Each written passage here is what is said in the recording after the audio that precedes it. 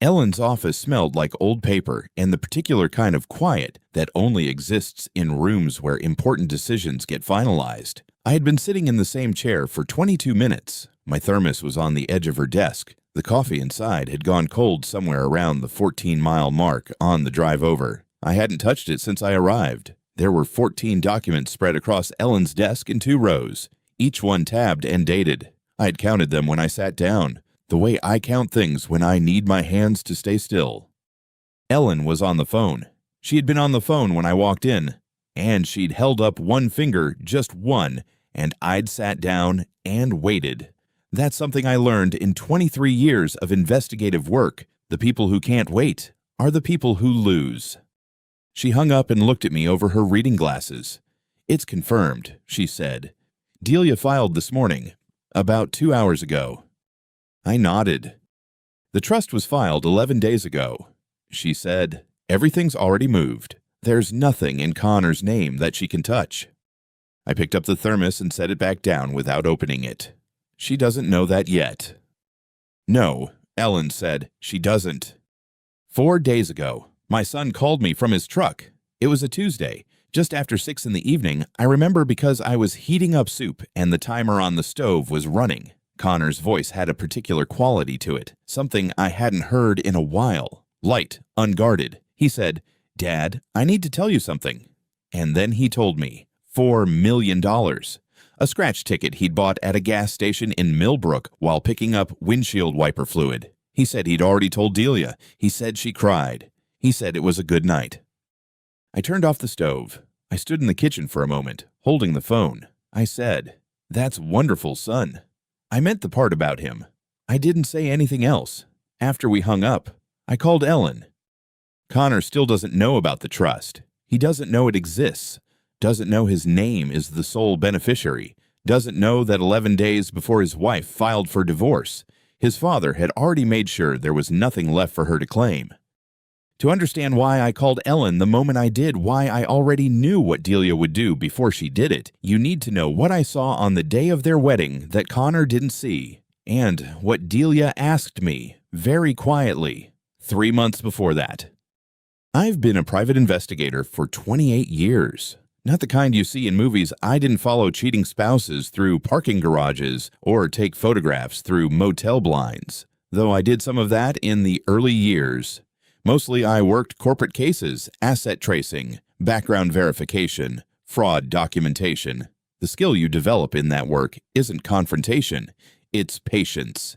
It's the ability to sit in a room with someone who is lying to you and say nothing, and watch, and wait for the detail that doesn't fit. You learn that people reveal themselves not in what they say, but in what they ask. And they almost always ask too early. My wife, Mara, used to say I noticed too much. She said it affectionately. Mostly. She died 6 years ago, pancreatic cancer, 14 weeks from diagnosis to the end. I retired 8 months after the funeral, not because I couldn't work, but because the part of me that cared about other people's problems had gone quiet in a way I didn't know how to explain to anyone. I still live in the same house we bought in 1993. The kitchen still has the yellow tile she picked out, and I've never changed it. Connor is my only child.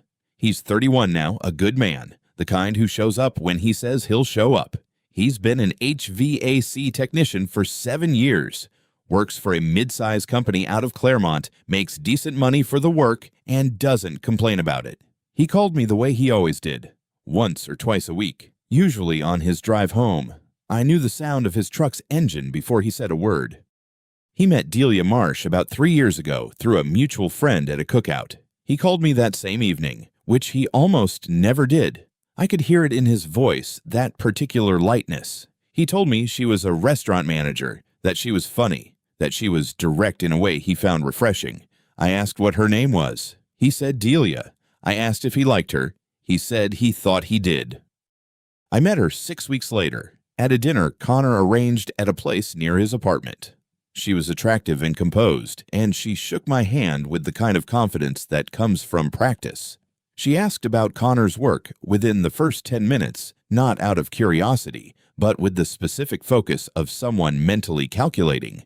She asked what the growth potential was in HVAC. She asked whether Connor had ever considered going into business for himself. These are not bad questions. They are, in fact, reasonable questions for someone who is considering a future with a person, but she asked them before she asked me what Mara's name had been, before she asked how long Connor and I had been close. The order of questions tells you something. It always does. I didn't dislike Delia. That's important to say plainly, because what came later might suggest otherwise. I observed her. There's a difference. Over the following year and a half, I watched her manage Connor the way a competent person manages a resource, not cruelly, not obviously, but with a consistent attention to utility. She was good at making her preferences sound like shared decisions. She was good at making Connor feel like the one who'd arrived at the conclusion. These are not rare qualities. A lot of people operate this way without being aware of it. I wasn't certain in those early months that Delia was doing it deliberately. The wedding was 18 months ago, on a Saturday in October. It was a small ceremony, 40 people, a venue outside of town with a garden that Mara would have loved. Connor looked the way a man looks when he's certain he's made the right choice. I shook hands with Garrett Marsh, Delia's older brother, near the end of the reception. Garrett is a civil attorney, mid-40s, the kind of man who introduces himself by profession within 2 sentences. He shook my hand and said, "Welcome to the Marsh family." Not welcome to the family. The Marsh family. I filed that away the way I file most things quietly, without comment, in a place I can retrieve later. The first year of the marriage was, by most visible measures, unremarkable. Connor worked his regular schedule plus several evening calls overtime, mostly, which he'd always been willing to do. What changed was the reason. Delia had come into the marriage with credit card debt from the 3 years prior, not an extraordinary amount, but consistent, and accumulated across 4 accounts. Connor mentioned it to me without particular alarm, in the way he mentioned most things he'd already decided to accept. He said Delia felt they should handle it together now that they were married. He said, "She says we're one unit now." I said that was one way to look at it. He said he thought it was the right way. I didn't disagree with him out loud. I had nothing concrete to disagree with. A husband and wife sharing financial responsibility is not evidence of anything except a marriage. What I noticed was the pattern. The debt didn't decrease the way it should have, with Connor working extra hours. It stayed roughly level. I didn't say this to Connor. I had no standing to say it. And more importantly, I had no proof, only the particular attention of a man who spent 28 years watching financial irregularities compound themselves slowly until they became undeniable. There was one evening that gave me pause. It was a Sunday dinner at my house, about 10 months into the marriage, late autumn, the kind of evening when the kitchen fills up with steam from the stove and everyone ends up standing close together without meaning to. Delia was helping Connor set the table, and he said something I didn't catch, something low, and she laughed. Not the laugh she used in rooms where she was being observed, something shorter and less constructed. She looked at him for a moment afterward with an expression that wasn't calculated. I noticed it the way I notice things I don't expect. I went home and wrote in my notebook, "She may love him." That doesn't change what she's planning. I meant it as a reminder to myself, not to be cruel, but because I had learned, in 28 years of watching people, that love and intention are not the same thing, and that one does not cancel the other. 8 months after the wedding, Connor called me on a Wednesday afternoon. He was in his truck, engine running, the way he always called. He said Delia had brought something up the night before. She wanted him to update his life insurance beneficiary. He'd listed me when he first took out the policy, years before they met, and she felt it should reflect their life now. She wasn't wrong, he said. It was a reasonable thing for a wife to want. I told him it was his decision to make. I told him whatever he thought was right was fine with me. He said, "You're not upset?" I said, "Of course not." We talked for a few more minutes about something else, a job he'd done that week, a leaking commercial unit in a building downtown. After we hung up, I sat at the kitchen table for a while. The yellow tile was catching the afternoon light. I thought about Mara. I thought about what she would have noticed, and when. The beneficiary request wasn't the first thing. It was the thing that named the pattern. 8 months earlier before the request. Before any of it, I had noticed that the credit card Delia had opened in her name only 4 months into the marriage was still active and still accumulating. I had noticed 2 cash withdrawals from the joint account in amounts just under the federal reporting threshold, 3 weeks apart. I had noticed a gym membership in a zip code 20 minutes from their house that Connor had never mentioned in any of our conversations. None of it was conclusive. All of it was consistent with something I had seen before, in other people's files, in other people's marriages. I had written each item in my notebook with a date and a brief description, not because I was building a case, because I needed to know whether I was seeing a pattern or manufacturing one. By the time Connor called me about the insurance beneficiary, I had been watching for 6 months. I knew which one it was. Then I picked up the phone and called Ellen Birch. The call took 11 minutes. I didn't tell Ellen everything I didn't need to. I told her what Delia had asked about the insurance policy, and I told her that Connor had been married for 2 years and 4 months, and I told her that I had a piece of property and a retirement account I'd been meaning to put in order anyway. Ellen asked me 3 questions. Then she said she'd have a draft ready by Thursday. I didn't tell Connor. I want to be clear about that. I made a decision, and I made it alone, and I have thought about it many times since. A man who spent 22 years watching people hide things from each other in contracts, in marriages, in wills knows that the timing of information matters as much as the information itself. Connor was happy. The trust would either be unnecessary, in which case it cost him nothing, or it would be necessary, in which case the less he knew, the better. I signed the documents on a Thursday afternoon in Ellen's office, with Patricia Odom sitting across from me at a small table near the window. Patricia had been notarizing documents in that building since before Connor was born. She dated the pages without being asked and handed me my copy without ceremony. I drove home and put the folder in the filing cabinet in the second bedroom behind the property tax records. That was 7 months before Connor called me about the lottery ticket. He'd bought it on a Tuesday. On his way home from a job site in Millbrook, he called me the same evening, his voice strange and high, and I sat down while he talked. $4,200,000. He'd already called the commission. He'd already spoken to someone about the lump sum versus the annuity. He said, "Bo, I don't even know what to do." I told him to sleep on it and call a financial advisor in the morning before he told anyone else. He said he'd already told Delia. I said, "Of course." I told him that was fine. 4 days later, he called me from a parking lot at 11:17 at night. I was already in bed, but I wasn't asleep. The phone lit up and I saw his name, and I sat up before I answered. His voice when I picked up was not the voice of a man who was angry. It was quieter than that. He said Delia had changed the locks. He said he'd come home from a meeting with the lottery commission and his key didn't work. And he'd knocked, and she hadn't answered, and he'd been sitting in the parking lot for 40 minutes because he didn't know where else to go. He said, "I don't understand what's happening." I told him to stay where he was.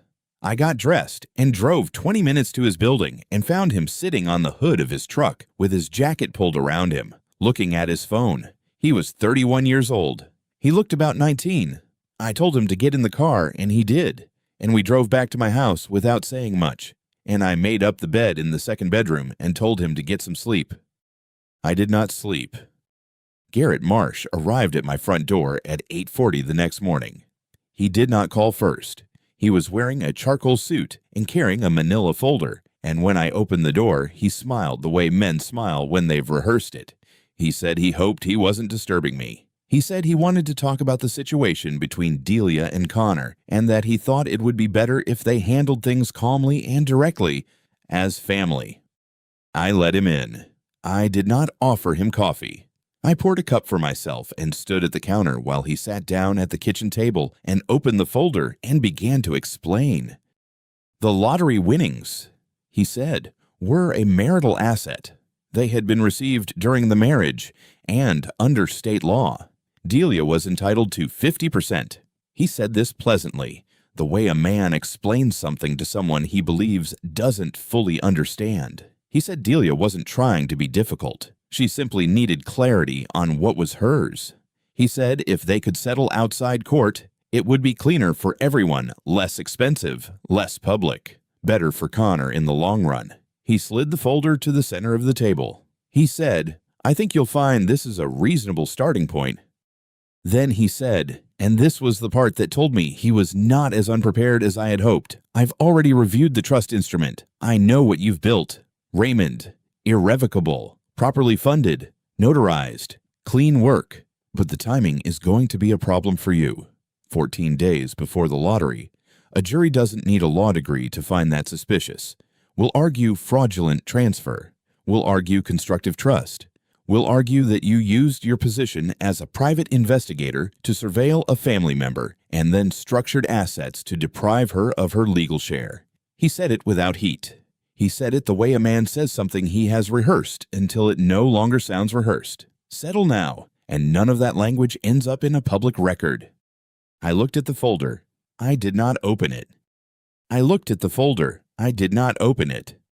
I looked out the window at the backyard. The light was coming through at a low angle and the grass needed cutting. I thought about the 11-minute phone call with Ellen. I thought about Patricia Odom and her pen moving across the page. I said, "Thank you for coming, Garrett." He waited. When I didn't say anything else, his smile adjusted slightly. He said he hoped I understood that this was going to move forward regardless, and that it would be easier if he called me Raymond, if Raymond could help Connor see the practical reality of the situation. I picked up my coffee cup. I said, "I'll think about what you've said." He left the folder on the table. He let himself out. Connor came downstairs 20 minutes later in yesterday's clothes, hair uncombed, holding his phone. He sat down across from me and poured himself coffee from the pot I'd left on the burner. He looked at Garrett's folder and didn't ask about it. He wrapped both hands around his mug and stared at the table, and after a while he said, "Maybe Delia just needs time. Bo, maybe she panicked. It's a lot of money. It changes things." I looked at my son. He was not a stupid man. He was a man who wanted his life to be the shape he'd planned, and he was still trying to fit what had happened into that shape. I understood that. I had done the same thing, once, with different facts. I counted the tiles on the kitchen floor. There were 16. I said, "Maybe." He nodded, like that was enough. Like maybe was a door that might still open. I watched him drink his coffee, and I thought about the filing cabinet in the second bedroom, and the folder behind the property tax records, and the date Patricia Odom had written at the bottom of every page. I thought about how 7 months could be the difference between everything and nothing. I didn't say any of it. I got up and put my cup in the sink and told Connor I'd make eggs if he was hungry. The call from Ellen came on a Tuesday morning, 3 weeks after Connor moved back into his old bedroom. I was in the driveway, checking the oil on my truck, when my phone rang. She said Garrett had filed a formal motion, a petition for division of marital assets, including, and I remember her exact phrasing because she read it directly from the document, lottery proceeds of approximately $4 million currently held in the name of Connor James Calloway. Ellen asked if I wanted her to respond. I told her yes. She asked if I wanted to be in the room when she did. I told her I'd think about it. I set the phone on the hood of the truck and finished checking the oil. The dipstick read a quarter quart low. I made a note to pick some up. What Garrett didn't know, what none of them knew, was that Ellen's response had been ready for weeks. Not because I had predicted the lottery, because 7 months before Connor bought that ticket, I had already sat across from Ellen in her office on the second floor of a building that used to be a hardware store and told her what I'd found. Not what I suspected. What I'd found. There is a difference. And after 22 years as a private investigator, I understood that difference better than most. 8 months earlier, in July, Connor had mentioned casually, over the phone, the way people mention things they don't think are important, that Delia had asked him to update his life insurance beneficiary. She wanted to be listed as sole primary beneficiary, removing the contingency designation I'd held since Connor first took out the policy at 24. Connor said it made sense. They were married. It was the right thing to do. He sounded like he was reading from something. I said that sounded fine and changed the subject. I didn't forget it. In 22 years of investigative work, I learned one thing above almost everything else. People don't change legal documents without a reason. They don't update beneficiaries out of tidiness. They don't restructure accounts for convenience. Every document change is a decision, and every decision points somewhere. Most of the time, it points toward money. Sometimes it points toward a door someone is already planning to use. I spent 6 weeks being careful. I didn't hire anyone. I had enough of my own contacts, enough patience, enough time. I looked at what was visible, the beneficiary change. A credit card Delia had opened in her name only 8 months into the marriage. 2 cash withdrawals in amounts just under the reporting threshold. A gym membership in a zip code 20 minutes from their house that Connor had never mentioned. None of it was conclusive. All of it was consistent with a pattern I'd seen before, in other people's lives, in other people's files. I called Ellen on a Wednesday in February and told her I wanted to establish an irrevocable trust. She was quiet for a moment. She said, "Raymond, what are you not telling me?" I told her I was telling her everything she needed to know. She said she'd draw up the documents. We met on March 14th. I signed every page. Patricia Odom, the notary who worked out of Ellen's building, a small woman with reading glasses on a beaded chain, witnessed and stamped each document. The trust was named the Callaway Family Irrevocable Trust. I was listed as the sole trustee. Connor was listed as the sole beneficiary. The trust was funded initially with a modest amount, enough to make it real, enough to make it active. The terms were straightforward. Any assets I chose to transfer into the trust would be held and managed by the trustee, meaning me, for the benefit of the beneficiary, meaning Connor, and could not be claimed by any third party, including a spouse, creditor, or legal representative thereof. Ellen had asked me while we were going over the language whether I expected to be transferring significant assets in the near future. I told her I didn't know. She wrote the terms to accommodate either possibility. That was why I'd chosen her. I did not tell Connor. I want to be clear about that, because it will matter later. I didn't tell him because telling him would have required explaining why, and explaining why would have required saying things about Delia that I couldn't prove, yet things that, if I was wrong, would have cost me my son. I had been wrong before in my life. Not about this, but I'd been wrong before, so I kept the folder behind the property tax records in the filing cabinet in the second bedroom, and I said nothing. And I waited. Connor called me on March 28th at 4:17 in the afternoon. I remember the time because I'd just sat down with the newspaper and the light was coming through the kitchen window at the angle it only hits in late March. He said, "Dad, I need to tell you something." His voice had a quality I hadn't heard since he was 12 years old and had broken the back window of the garage with a baseball. He said he'd won the lottery. He said the number was $4 million. He said he hadn't told Delia yet. I set the newspaper down. I said, "Don't tell anyone until I call you back." He said, "Dad, what?" I said, 15 minutes. I called Ellen. She picked up on the second ring. I told her what Connor had said. She was quiet for 4 seconds. Then she said, "The trust." I said, "Yes." She said, "The ticket needs to be claimed by the trust, not by Connor personally. That means you need to get to him before he does anything with that ticket." I said I was already putting on my shoes. I drove 40 minutes to Connor's house. I explained, as clearly as I could, that the way the money was claimed would determine how it was treated legally. I didn't tell him everything. I told him that I had a legal structure in place that would protect the money, and that if he let me handle the claim process, the money would be his fully and completely in a form that no one could touch. He looked at me for a long time. He said, "Dad, this doesn't feel right. You're asking me to hand you a $4 million lottery ticket and not explain why." I said, "I know." He said, "That's not an explanation." I said, "No, it isn't. I'm asking you to trust me one more time, and I'm asking you to do it before you've heard the reason, because the reason is going to hurt, and I need the ticket before it does." He stood in his kitchen and looked at me the way he used to look at me when he was 16, and I had asked him to do something he didn't understand, and I wouldn't explain. He had always hated that. He had always done it anyway. He asked if I trusted him. I said, of course.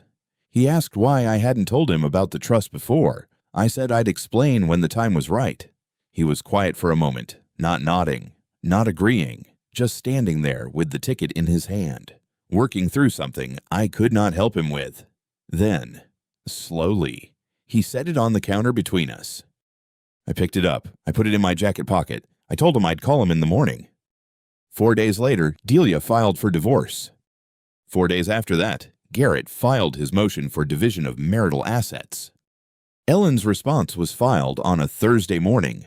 I wasn't in the room, she called me afterward. She said she'd submitted the trust documents, the funding records, and the notarized date of establishment.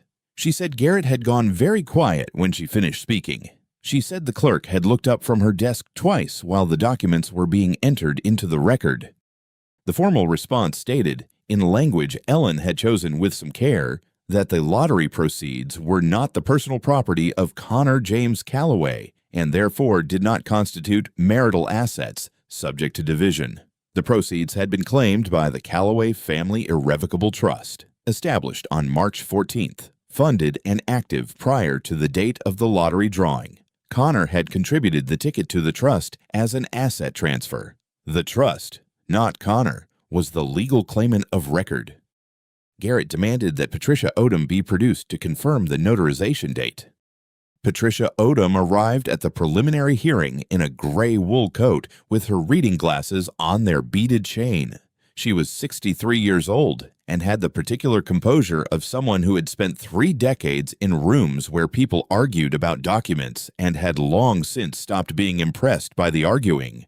She sat down, was sworn in, and Garrett placed the trust document in front of her. He asked her to confirm the date she had notarized it. She looked at the document. She looked at it the way she looked at everything, without hurry, without performance. Then she said, March 14th. Garrett said she might be misremembering. His voice was still pleasant. It was a practiced pleasantness, the kind that assumes the other person will defer. Patricia looked at him over the rim of her glasses. She said, I notarized this document on March 14th. I remember because it was my granddaughter's birthday. We had dinner that evening, and I was watching the time. She paused. I have notarized documents for 31 years. I do not misremember dates. Garrett said the date could have been altered. He said the document's integrity was in question. He said he would be filing a supplemental motion alleging fraudulent intent in the establishment of the trust, that it had been created specifically to deprive his sister of her legal share of marital assets. Patricia looked at him for a moment longer than was comfortable. She did not respond to that. She folded her hands on the table and waited to be dismissed. Ellen called me that evening. She told me about Garrett's new angle: fraudulent intent, manufactured trust, strategic asset concealment. She said it the way you say something you want the other person to hear clearly. I was standing at the kitchen counter. I said, All right. She said, Raymond, this is going to get uglier before the hearing. I said I understood. She asked if I was prepared. I told her I'd been prepared since March 14th. After I hung up, I made a cup of coffee. The machine takes 4 minutes. I stood and watched it run. The fraudulent intent argument was predictable. It was the only angle left once the date held. If you can't dispute the document, you dispute the motive. If you can't dispute the motive, you make the motive sound criminal. I'd seen that sequence before, in other contexts, with other people's money. It rarely worked when the facts were clean. My facts were clean. I drank the coffee. It was too hot, so I set it on the counter and waited for it to cool. Outside, the neighbor's dog was barking at something in the dark, a raccoon, probably, or the wind moving through the fence. It stopped after a minute. The kitchen was quiet. I thought about March 14th, the light in Ellen's office, Patricia's glasses on their beaded chain, the pen moving across the bottom of each page. I had not known, sitting there, that 14 days later my son would call me with a number that would change everything. I had only known what I always know when the pattern is clear enough, that preparation is not prediction. You don't prepare because you know what's coming. You prepare because you know something is coming, and you want to be standing on solid ground when it arrives. The coffee had cooled enough to drink. I finished it and rinsed the cup and turned off the kitchen light. Garrett filed the fraud motion on a Tuesday. I know it was Tuesday because I had a doctor's appointment that morning, routine blood work, the kind you schedule every year after 60, and Ellen called me in the parking lot before I'd started the engine. She said, "He's going for fraudulent transfer. He's arguing the trust was designed to conceal marital assets." I sat in my car for a moment. The engine wasn't running. The windows were fogging slightly at the edges. I told Ellen I'd be at her office by 2. The motion was 12 pages. Garrett had done his homework, or at least the surface of it. His argument had a structure that would sound reasonable to anyone who hadn't been in Ellen's office on March 14th. Anyone who didn't know what Patricia Odom had notarized and when. He was claiming that the trust had been established in anticipation of the lottery win, that I had prior knowledge, or at minimum prior suspicion, and had moved assets to protect them from division. He used the phrase coordinated concealment twice in the first 3 pages. It was the kind of language that sounds precise but means nothing if the timeline doesn't support it. The timeline did not support it, but Garrett knew that most people in a courtroom hear the words before they examine the dates. He had also subpoenaed Connor. I learned this from Connor himself. He called on a Wednesday evening, and his voice had the particular flatness of someone who has been handed a document they don't fully understand but can feel the weight of. He said, "Dad, I got a subpoena. Garrett wants me to testify." I asked him what questions they'd told him to expect. He said they wanted to know whether I had ever discussed the trust with him. I told him to tell the truth. He said, "The truth is, I didn't know anything about it." I said, "I know. That's what I'm asking you to say." There was a pause.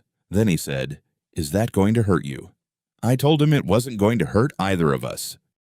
The hearing was set for the second Thursday of the month. The Tuesday before it, Connor called me at 7 in the evening. I was in the kitchen. I could hear from the first syllable that something had happened. He said Garrett had called him that afternoon.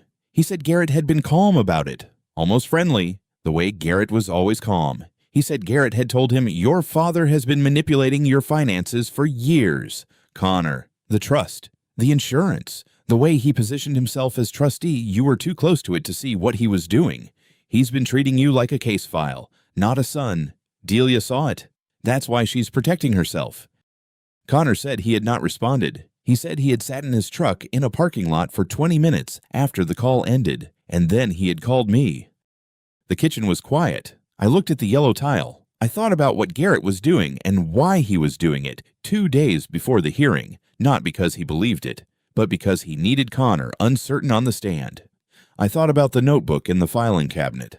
I thought about March 14th and Patricia Odom's pen moving across the bottom of each page. I said, "Connor, do you believe that—" He was quiet for a moment.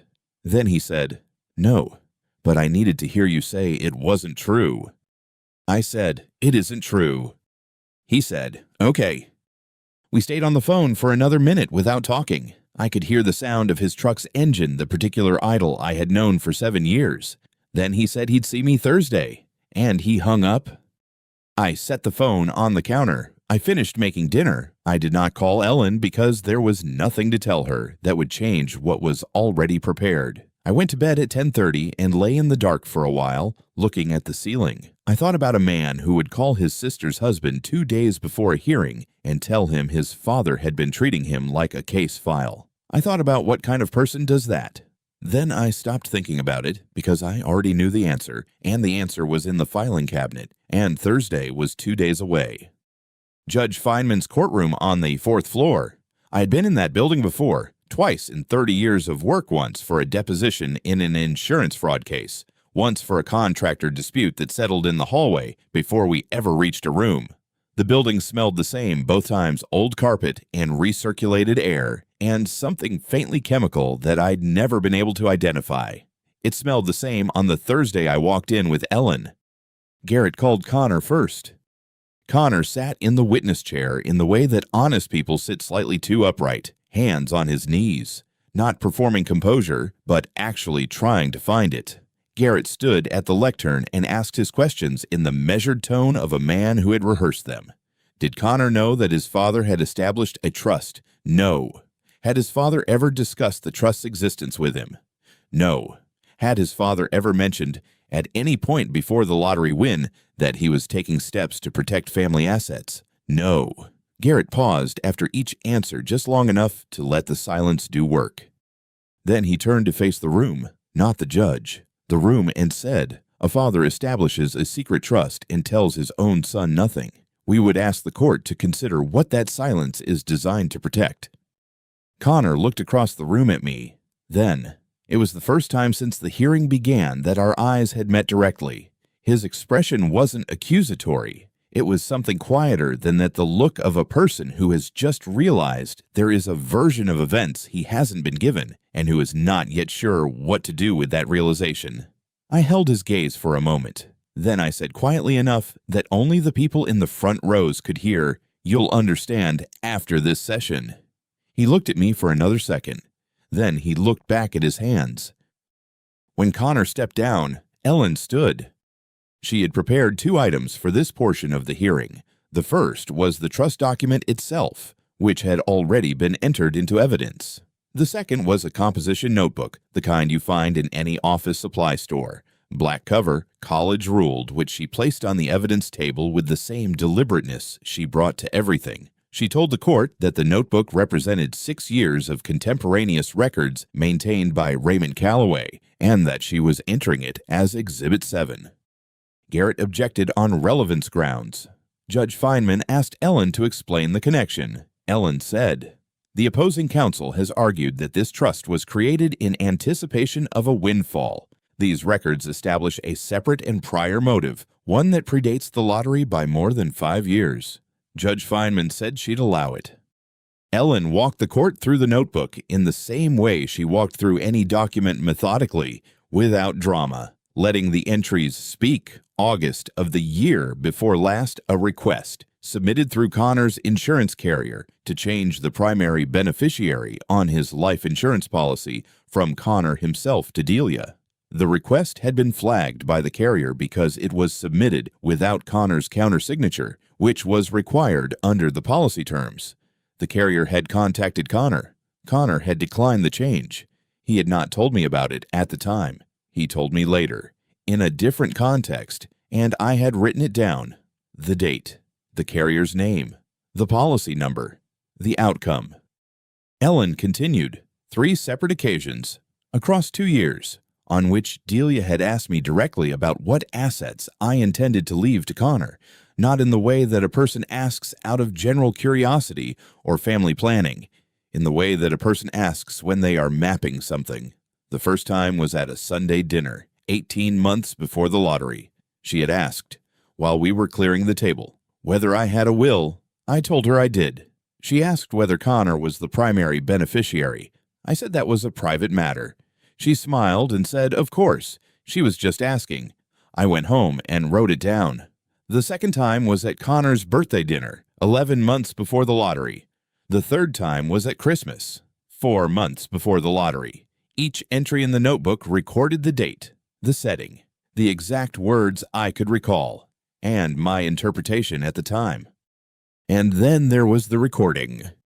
Ellen explained the legal context briefly and without editorializing. The state in which the wedding reception had taken place was a one-party consent jurisdiction. A recording made by a participant in a conversation, or with the consent of one participant, is legally obtained. I had been standing near the bar at Connor and Delia's reception when Garrett approached his sister from behind and spoke close to her ear. I was close enough to hear. I was also carrying the small digital recorder I had carried for 11 years of private investigation work, not because I had planned to record anything that evening, but because old habits are old habits, and I had learned a long time ago that you don't decide to start recording after the conversation has already begun. What the recorder captured was 22 seconds. Ellen played it through the courtroom speakers. Garrett's voice, slightly compressed by the recording, You need to think longer term about this. If he has assets, his father, you need your name on them. That's just how you protect yourself. Delia's voice, lower. He doesn't have anything. Garrett, you don't know that. Old guys like that always have something tucked away. The recording ended. The room was quiet for a moment, in the way that rooms sometimes go quiet when something has been said that cannot be unsaid. I watched Delia. She was looking at the table in front of her. Her hands were flat on the surface. Garrett was looking at Ellen. He was already preparing his response. I could see it in the set of his jaw, but the response would take a minute to reach his mouth. And in that minute, the room had already heard what it had heard. Ellen then called Aunt Vera. Vera Calloway. She kept my wife's name after her own marriage ended, which I always thought said something about who she is. Walked to the witness stand with the unhurried steadiness of a woman who spent 31 years as a hospital nurse and is no longer made anxious by rooms full of people waiting for difficult information. She is 67. She wore a gray cardigan and carried nothing. She settled into the chair and looked at the room the way she looks at everything directly, without performance. Ellen asked her what she had witnessed at Connor and Delia's wedding reception. Vera said she had been standing near the east wall of the reception hall when she observed Garrett Marsh speaking with Delia Marsh Calloway. She said she was close enough to hear the exchange clearly. She said Garrett had told Delia, and here she quoted without hesitation, in the same tone she might use to read a patient's chart, "If he has assets, you need your name on them." She said Delia had responded that she didn't think Raymond had anything significant. She said Garrett had said, "You'd be surprised what people put away." Marcus Webb, Delia's attorney, cross-examined Vera on her position relative to the speakers, on the ambient noise level at the reception, on whether she had shared this observation with anyone at the time. Vera answered each question in the same register, precise, unruffled, slightly impatient in the way that experienced people become impatient with questions they find imprecise. She said she had not shared it at the time because she had hoped she was misreading the conversation. She said she had told me approximately 4 months after the wedding. I had written it down. When Vera stepped down, she walked past the defense table. Delia looked up at her. Vera did not look back. She found her seat in the gallery and folded her hands in her lap. Garrett called me. I had expected this. Ellen had told me the night before that he might, and that if he did, I should answer what was asked and nothing more. I sat in the witness chair and looked at the room the way I had looked at rooms for 28 years steadily, without performance. Garrett approached the lectern. He said, "Mr. Calloway, you established this trust because you believed your daughter-in-law was planning to divorce your son." I said, "I established this trust because I observed a pattern of behavior over 3 years that was consistent with financial planning for the end of a marriage." He said, "So you distrusted your own daughter-in-law?" I said, "I trusted behavior, not appearances." He said, "You surveilled a family member." I said, "I observed what was visible to anyone who was paying attention." He said, "And you didn't tell your son?" I said, "No." He said, "Because you didn't trust him either." I looked at him. I let the silence sit for a moment, not long. 4 seconds, the way I had learned to let silence sit when the other person's next sentence was going to be more useful than my own. Then I said, "Because he loved her, and I didn't want to take that away from him before I had to." Garrett looked at his notes. He looked at them for a moment longer than he needed to. Then he said he had no further questions. I stepped down. I did not look at Delia. I walked back to the respondent's table and sat beside Ellen, and she did not say anything. And I did not say anything, and that was the right amount of words for that moment. Garrett called Nadine Marsh. Nadine had dressed carefully for the hearing, dark blazer, pearl earrings, the presentation of a woman who understands that appearances are arguments. She sat in the witness chair with the composed expression of someone who has decided in advance that she will not be rattled. She said that Delia had sought the divorce because she wanted financial protection. She said the word protection 3 times in her first 4 sentences. She said her daughter had given years to this marriage and deserved to know where she stood. When Ellen cross-examined her, the questions were simple. Had Nadine known about the trust before Delia filed no? Had Nadine been aware of the lottery win before Delia filed? Nadine said Delia had mentioned it. Yes. Had Nadine encouraged Delia to file the petition? Nadine said she had encouraged Delia to protect her interests. Ellen asked, had that encouragement come before or after Delia mentioned the lottery win?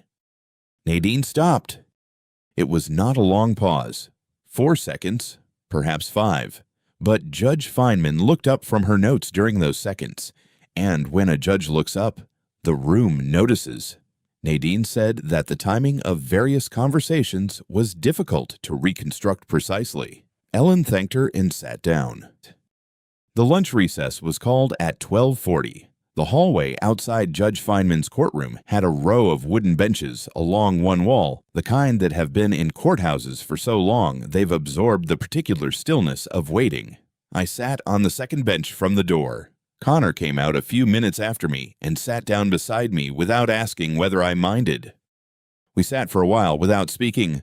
The hallway had the sounds of a building at midday footsteps, a distant door, someone's phone on its lowest setting. Connor said, "How long did you know?" I said, "Since the wedding." He was quiet. He looked at the floor in front of us, the old tile, the scuff marks, the particular gray of a public building. Then he said, "She never knew about the trust." I said no. He didn't ask why I hadn't told him. I think he was working through the answer to that question on his own, and I thought it was better to let him work through it than to give him a version I had prepared. We sat there for 12 minutes. I know because I checked my watch when we sat down, and I checked it again when the clerk came to the door and said we were resuming. 12 minutes of a hallway and the sound of a building going about its business. Connor stood when the clerk appeared. He straightened his jacket. He looked at me for a moment, not the uncertain look from the witness stand. Something different now, something that had settled, and then he walked back through the door. I followed him in. The courtroom on the 3rd floor of the Riverside County Courthouse smelled like floor wax and old paper. I had been in courtrooms before, not as many as Garrett Marsh, but enough to know what they feel like when someone is about to make a mistake they cannot take back. There is a particular quality to that kind of silence. It sits differently than ordinary quiet. It has weight. Garrett was already standing when Judge Feynman entered. He had positioned himself at the plaintiff's table with the particular ease of a man who has done this 14 years and knows how to occupy a room.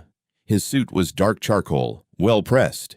His briefcase was open at an angle that showed the organized tabs inside without requiring anyone to ask about them. He was, I will admit, impressive to watch. If I had not spent 6 years watching him more carefully than he knew, I might have found him convincing. Delia sat to his left. She was wearing a gray dress I had not seen before, something chosen deliberately for the occasion, not too formal, not too casual, calibrated. She sat with her back straight and her hands folded on the table in front of her. She had the posture of someone who had been coached, or who had coached herself. Nadine sat in the second row of the gallery, directly behind her daughter, wearing a pale blue blouse and an expression I can only describe as anticipatory. She had driven 40 minutes that morning. She had dressed for an occasion she expected to enjoy. Ellen Birch sat at the respondent's table with 3 folders in front of her, each tabbed and labeled in her own system. She had not opened any of them yet. She was writing something on a yellow legal pad in her small, precise handwriting. When I sat down beside her, she did not look up. She said quietly, "He's going to go long. Let him." I said nothing. I already knew that. Judge Carol Feynman came in at 9:14. She was a compact woman in her late 50s with reading glasses on a lanyard and the unhurried movement of someone who has presided over 22 years of other people's worst days and has long since stopped being surprised by any of them. She settled into her chair, arranged the documents in front of her, and looked at the room, once a single level survey, before calling the proceedings to order. Garrett began his opening statement at 9:17. He was good. I want to say that plainly, because I think honesty about that matters. He was organized, he was articulate, and he had constructed a narrative that was internally coherent. He argued that the Callaway Family Irrevocable Trust had been established 14 days before Connor received his lottery winnings, and that the timing was not coincidental. He used the phrase deliberate concealment twice in the first 4 minutes. He said that the trust had been designed specifically to remove marital assets from the reach of an equitable distribution claim, and that this constituted constructive fraud against his client. He said this with the confidence of a man who believes that confidence is itself a form of argument. Delia did not move while he spoke. She kept her hands folded and her eyes forward. Once, near the end of his statement, she turned slightly and found Nadine in the gallery. Something passed between them, a small, private exchange, and then Delia turned back. Judge Feynman listened to all of it. She made 3 notes on the pad in front of her. She did not interrupt. When Garrett finished, Ellen stood. She placed 3 documents on the clerk's desk and asked that they be entered into the record. The clerk, a young woman named Sasha, who had been writing steadily since 9/17, took them and distributed copies. Ellen waited while Judge Feynman opened the first one. "Your Honor," Ellen said, "the respondent submits 3 documents. The first is the trust instrument itself, the Callaway Family Irrevocable Trust, executed on March 14th of this year, bearing the signature and seal of Patricia Odom, a notary with 31 years of continuous practice in this county. The second is a change of beneficiary request submitted by Delia Callaway to Horizon Life Insurance on August 15th of last year, 7 months before the trust was established. The third is a transcript of a recorded conversation between Garrett Marsh and Delia Callaway, recorded at a private event on April 2nd of this year, in which Mr. Marsh advises his sister on the optimal timing for filing a divorce petition relative to the anticipated receipt of lottery funds." The room was very quiet. Garrett was on his feet before Ellen had finished the last sentence. He said the recording was obtained without consent and was therefore inadmissible. Ellen said that the recording had been made in a semi-public setting with no reasonable expectation of privacy, and that she was prepared to argue that point at whatever length the court required. Judge Feynman held up one hand. Both attorneys stopped. She said, "I'll hear argument on the recording separately. For now, let's proceed to the trust document." She picked it up. She read it. She read it with the particular attention of someone who is not reading for the first time, who has read documents like this before and knows exactly where to look. She turned to the second page. She turned back to the first. She set it down and picked up her pen and made a note. Then she picked the document up again and read the third page. She set it down for the second time and looked at Garrett over the rim of her glasses. "Counselor Marsh," she said, "you've argued fraudulent transfer and constructive trust. Walk me through your timeline." Garrett stood. He was composed. He said the trust had been established 14 days before the lottery drawing, and that the proximity alone warranted scrutiny. He said that Raymond Callaway, by his own professional history, had the investigative means to conduct financial surveillance on a family member. He said the pattern of behavior, the notebook, the recording, the timing of the trust suggested not a concerned father, but a coordinated campaign to deprive his client of her legal share of a marital windfall. He said the word coordinated 3 times. He was good. I will say that again, because it is true, he was good. Judge Feynman let him finish. She made 2 notes.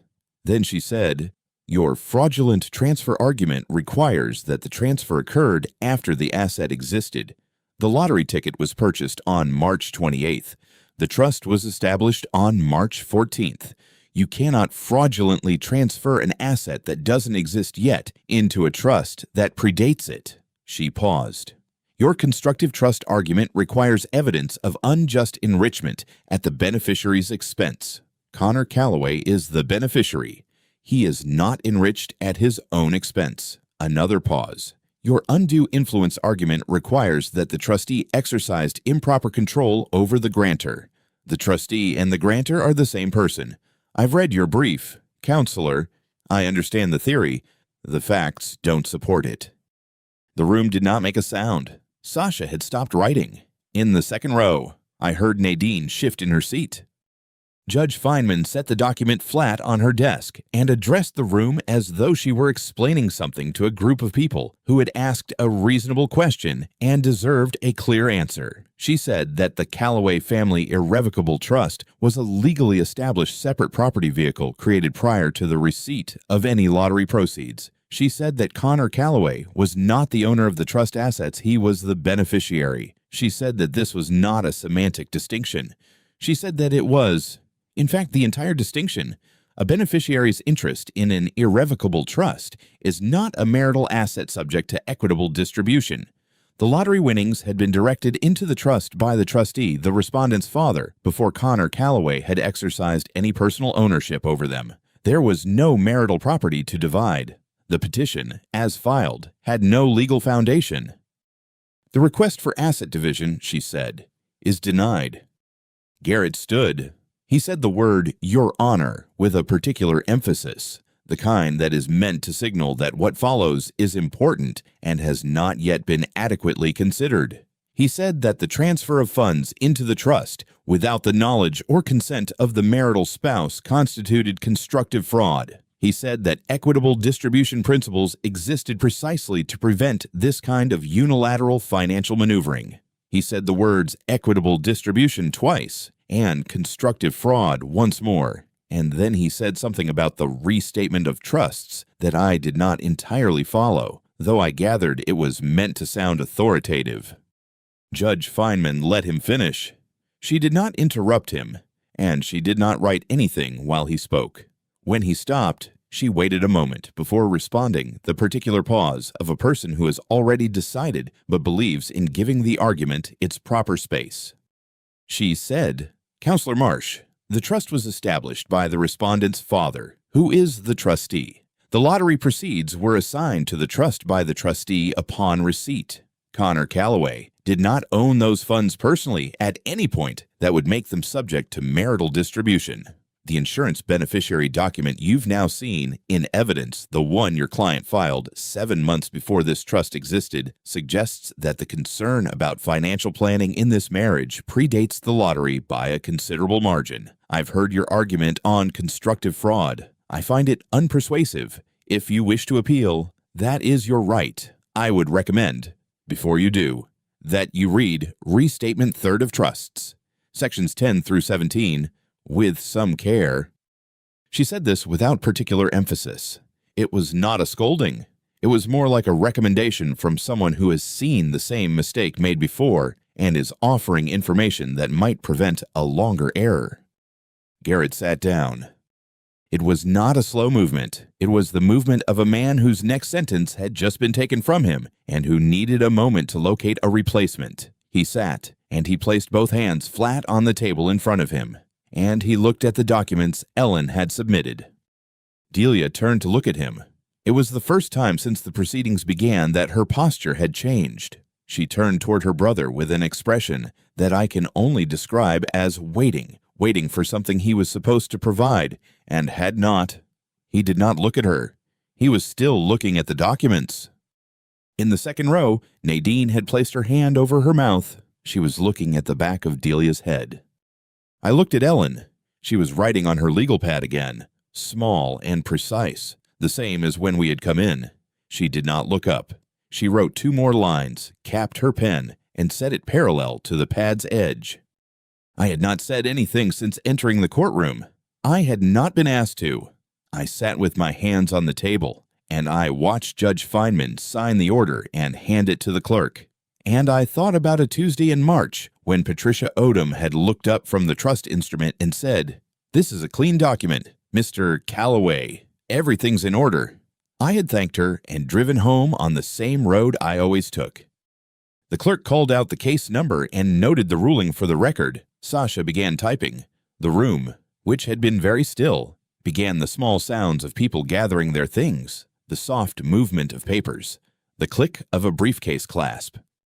Garrett spoke one more time. He said, quietly, to no one in particular, that he would be filing a notice of appeal. Judge Feynman, who was already reviewing the next file, said, without looking up, That's your prerogative. Counselor, the clerk will provide the forms. Delia stood. She did not look at Garrett again. She looked, briefly, toward the gallery toward Nadine, and then she looked at the floor in front of her. She picked up her bag. She walked toward the door at the back of the courtroom, and she walked past the row where Nadine was sitting without stopping. Nadine stood and followed her out. The door opened and closed. I stayed in my seat. Connor was sitting 3 feet to my right, and he had not moved. He was looking at the front of the room, at the bench where Judge Feynman was working through her next matter, at the seal on the wall above her head. I did not say anything to him. There was nothing that needed to be said in that room. Whatever needed to be said would come later, somewhere quieter, without the floor wax and the old paper and the sound of Sasha's keyboard. Ellen gathered her folders. She put the cap back on her pen and slid it into the inside pocket of her jacket. She looked at me and said, "I'll send you the final order when it's filed. Probably Thursday." I said that was fine. She nodded once, picked up her briefcase, and walked out. I sat for another moment. The courtroom was mostly empty now. A bailiff was straightening chairs in the gallery. The overhead lights hummed at a frequency I had stopped noticing 20 minutes in and was noticing again now. I picked up the copy of the trust document that the clerk had returned to our table. I folded it along its original crease. I put it in my jacket pocket. Then I stood, and Connor stood beside me, and we walked out together into the hallway. Garrett left through the side exit. I saw him go, or rather, I saw the door close behind him, because by the time I reached the hallway, he was already gone. His briefcase, his client, and whatever remained of his professional composure had all departed through a door that led to the parking structure on the north side of the building. Delia and Nadine left through the main entrance. I know because the bailiff, a man named Curtis, who had been standing near the gallery doors for the entire proceeding, told me afterward that the older woman had been crying before they reached the bottom step. I didn't ask which one he meant. Ellen filed the Bar Association complaint that same afternoon. She had been preparing it for 3 weeks, since the morning Garrett submitted his fraud claim, and she recognized the strategy for what it was. The complaint cited conduct unbecoming a licensed attorney specifically, the coordination of a divorce petition designed to exploit a client's knowledge of a family trust that her own attorney had reason to believe was structured to prevent exactly that kind of claim. The supporting documentation included the recording from the wedding rehearsal dinner, which Patricia Odom had signed and dated as an authenticated exhibit. Ellen told me she expected the process to take 6 to 8 months. She said the Bar Association moved slowly but thoroughly. I told her I was familiar with that kind of patience.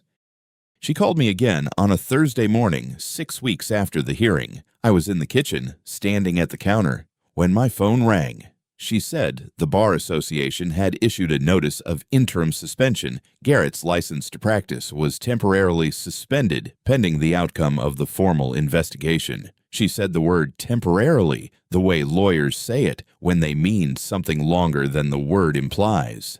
I set the phone on the counter and looked at the yellow tile for a moment. Then I picked the phone back up and thanked her. The court also assessed attorney's fees against Delia's petition. Judge Feynman had noted in her written order that the claim lacked sufficient legal foundation to have been filed in good faith, and she awarded costs to the respondent. The amount was $18,400. Ellen told me Delia's attorney, Marcus Webb, who had been quiet for most of the proceeding, had already filed a motion to reconsider. Ellen said the motion would not succeed. She said it the way she said most things, without drama, without particular satisfaction, as a statement of fact. I did not hear much about Delia after that. Connor mentioned, once, that Vera had run into Nadine at a grocery store in Harrisburg and that Nadine had not spoken to her. That was the last information I had. 4 months after the hearing, Connor called me on a Saturday morning. He said he'd found a house, a small one, 2 bedrooms, a yard, a street with mature trees. He said he was using the first distribution from the trust for the down payment. He said the structure Ellen and I had written meant he'd had to document the purchase purpose and go through a qualified institution. And he said, and I could hear something in his voice that was not quite humor, but close to it, "You made it so I couldn't do anything stupid with it." I said that had been the general idea. A week after he closed on the house, I drove past it. I didn't stop. I didn't go in. I just slowed down and looked at it from the street, a white house with a blue door and a maple in the front yard that had already dropped most of its leaves. The lights were on inside. I could see the shape of a lamp in the front window. I drove home on the same road I always took. Connor and I walked to my car without speaking. It was a Tuesday in late October, and the trees along the courthouse block had already gone mostly bare. He got in the passenger side. I got in the driver's side. I didn't start the engine right away. He sat for a long time looking at the dashboard. Then he asked, "Why didn't you tell me?" I looked straight ahead at the concrete pillar in front of us. There was a yellow stripe painted across the base of it, and a crack running through the stripe that someone had patched with darker concrete. I said, "Because you loved her, and I didn't want to be the one to take that away from you." He didn't say anything. A car pulled out of the space 2 rows ahead. The sound of the engine faded. Then he asked, "When did you know she didn't love you back?" I thought about the right way to answer that. There wasn't one, so I answered the true way instead, when she asked about your income before she asked your mother's name. Connor turned and looked at me. I kept looking at the cracked stripe on the pillar. After a moment, he turned back to the dashboard too. I started the car. We drove home. 2 weeks later, Vera came for dinner. She had driven up from Harrisburg, the same drive she made every few months since Mara died, always with a covered dish, and always arriving exactly when she said she would. That evening, she brought a chicken casserole and a look on her face that told me she had already decided to say what she came to say. Connor was there. I had asked him to stay, and he had, though he didn't know why until Vera sat down across from him at the kitchen table and folded her hands and said, "There are some things you should hear from me directly." She told him what she had heard at the rehearsal dinner, not the summary from the court record, not the transcript, the actual words, in Nadine's voice, in Garrett's voice, in Delia's voice. She told him the order in which they had spoken. She told him where she had been standing and why she hadn't moved. She told him she had gone home that night and called Raymond, and that Raymond had listened without interrupting, and then said very quietly, "Thank you, Vera." Connor listened to all of it. He didn't ask questions. He didn't move much. When Vera finished, the kitchen was quiet except for the refrigerator cycling on. Then Connor stood up, carried his plate to the sink, and began washing the dishes. Vera looked at me. I looked out the window at the backyard, where the last of the light was settling into the grass. After a moment, I heard the water running and the sound of Connor working through the stack methodically, the way he had done since he was 12 years old, and I had taught him that a clean kitchen at the end of the day was a form of self-respect. Vera stayed another hour. When she left, she hugged Connor at the door for a long time. He let her. Hey. The trust remained exactly as Ellen and I had written it. The lottery winnings after federal and state taxes, after the lump sum election, after the administrative fees, had settled at approximately $2.84 million. That amount sat in the irrevocable trust with my name as trustee and Connor's name as the sole beneficiary. The distribution structure was what Ellen and I had spent the most time on: funds released for specific purposes: education, property purchase, medical expenses, business formation through qualified institutions, with documentation required at each stage. Not a restriction, a structure. The difference matters. And I had explained it to Ellen the first time we met, and she had understood immediately and said, "You want him to have the money without the money having him." That was exactly right. I had not built the trust because I knew Connor would win the lottery. I had built it because 7 months before the ticket was purchased, Delia had asked him to change the beneficiary on his life insurance policy from his estate to her name alone, and Connor had mentioned it to me over the phone as though it were a minor administrative detail, and I had sat with that information for 4 days before calling Ellen. The trust was never about the $4 million. It was about what I had watched for 3 years and what I knew about the kind of person who plans for a husband's death before planning for a life together. A. The last evening of that month, Connor came by after work. He still had his uniform on the gray shirt with the company logo on the chest, his name above the pocket. He came around to the back of the house without knocking, the way he always had, and found me on the rear porch with 2 cups of coffee already poured. He sat in the chair that had been his mother's chair for 22 years. He didn't comment on that. He just sat. We watched the yard go dark for a while. The neighbor's dog was barking somewhere down the street, then stopped. An airplane crossed overhead, too high to be anything but a light moving steadily across the dark. Connor said, "Did Mom know that you'd done this?" I considered the question. Not the answer I knew the answer, but the right way to give it to him. "No," I said. "She didn't know about the trust. I set it up after she was gone." I paused. But if she had known, if she had seen what I saw, she would have done the same. Connor nodded slowly. He picked up his coffee cup and held it with both hands, the way he used to hold hot chocolate when he was small, and something about that, the specific posture of it, stayed with me. We sat for another few minutes. Neither of us said anything else that needed saying. I stood up and went inside to refill my cup. The kitchen light was on.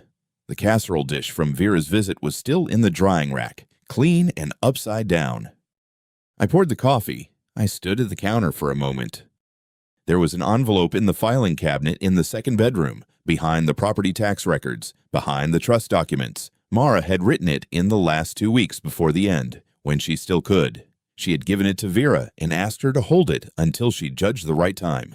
Vera had given it to me the night of the dinner, before she left, pressed into my hand at the door without comment. I had not opened it yet. I had set it on the counter when I came back inside and looked at it for a while, and then I had put it in the filing cabinet, because some things need to sit before you are ready for them. I would open it, not that night, but soon. I poured the coffee. I didn't ask Connor if he wanted more. I already knew he did.